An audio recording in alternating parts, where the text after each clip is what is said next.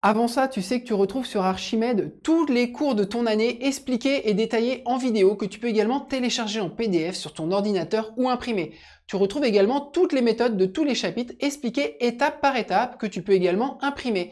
Ensuite, pour mettre ça en pratique, soit tu prends ton propre énoncé en photo grâce à notre IA, ou bien tu retrouves ici une base de données d'exercices de difficulté croissante.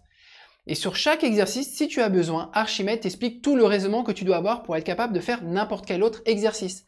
Ensuite, tu corriges tes résultats, tu apprends à bien rédiger et tu gagnes plein de points pour suivre ton évolution. Bonjour, je vais t'expliquer dans cette méthode comment savoir faire l'intersection d'intervalles. Si tu souhaites juste rafraîchir les idées, tu peux aller voir le résumé de cette méthode que je fais à la fin de cette vidéo. Cette méthode n'est pas très compliquée non plus, elle se décompose en 3 étapes que je vais te présenter de suite. J'ai pris un exemple filant sur toute la méthode, donc on se donne là aussi 2 intervalles, l'un s'appelle I et l'autre s'appelle J, et on nous demande de faire l'intersection symbolisée par un U retourné. Tu vois, on a bien 2 pics qui nous font aller dans I et dans J. Comment on va s'y prendre à l'aide de droites graduées? Justement, la première étape consiste à savoir représenter nos 2 intervalles sur une droite graduée, et pour cela, je t'invite à aller voir la méthode qui t'explique comment représenter 2 intervalles sur une droite graduée. Ce n'est pas le plus compliqué, loin de là. Qu'est-ce que ça donne pour notre exemple? Eh bien, j'ai associé une couleur à chacun de mes intervalles, et surtout, je les ai représentés de part et d'autre de ma droite graduée pour vraiment pas les confondre. J'ai évidemment fini par mettre mes crochets en respectant les intervalles que j'avais au début. Et deuxième étape, cela consiste simplement à lire maintenant l'intersection de mes 2 intervalles. Et je te rappelle qu'on cherche à être dans I et dans J. Il faut donc trouver la zone où on est doublement assuré. On est à la fois assuré pour I et à la fois assuré pour J. Alors qu'est-ce que ça donne sur notre exemple? Où sommes-nous assurés dans I et dans J? Eh bien ça m'a l'air d'être ici entre -1 et 3. On est bien doublement assuré. Donc pour l'instant, I inter J, c'est l'intervalle qui va aller de -1 à 3. La troisième et dernière étape consiste à bien être vigilant pour gérer les bornes. Et ici, encore une fois, on veut l'intersection. Il faut donc que ta borne appartient bien à tes 2 intervalles. Alors, est-ce qu'on va garder -1? Est-ce qu'il appartient bien à vert? Eh bien oui, parce qu'il est en plein milieu de l'intervalle vert qui est assuré au-dessus. Est-ce qu'il appartient à bleu? Oui, puisqu'il est tourné vers mon intervalle J qui est bleu. Donc, on peut déjà prendre la borne tournée vers -1. Et enfin, est-ce qu'on prend la borne 3? 3, est-ce qu'elle appartient à I? Oui, puisqu'elle est tournée vers mon intervalle vert qui est assuré au-dessus. Et est-ce qu'elle appartient à J, l'intervalle bleu assuré en dessous? Eh bien oui, puisqu'elle est en plein milieu de l'intervalle des valeurs de J. Donc elle appartient bien à mes 2 intervalles. Donc je vais la garder évidemment dans mes solutions en montrant que mon crochet est tourné vers mes solutions de l'intervalle I inter J. Voilà, c'est la fin de cette méthode. Je te la résume. En première étape, tu vas représenter chacun de tes intervalles sur une droite graduée. Pour cela, je t'invite à aller voir la méthode qui t'explique comment faire. En deuxième étape, tu vas lire l'intersection de tes intervalles, et je te rappelle que l'intersection, c'est l'endroit ou les endroits ou l'intervalle des valeurs qui appartient à la fois à I et à J. Il faut bien le et, il faut bien être dans les 2 en même temps. Et enfin, la troisième et dernière étape consiste simplement à bien être vigilant pour gérer les bornes de l'intervalle que nous avions donné à la fin de l'étape 2 pour savoir est-ce qu'on prend -1, est-ce qu'on prend 3. Il faut que -1 appartienne bien à une zone doublement assurée et 3 aussi. Sinon, s'il appartient à seulement l'un des 2 intervalles, on laissera ouvert en cette borne.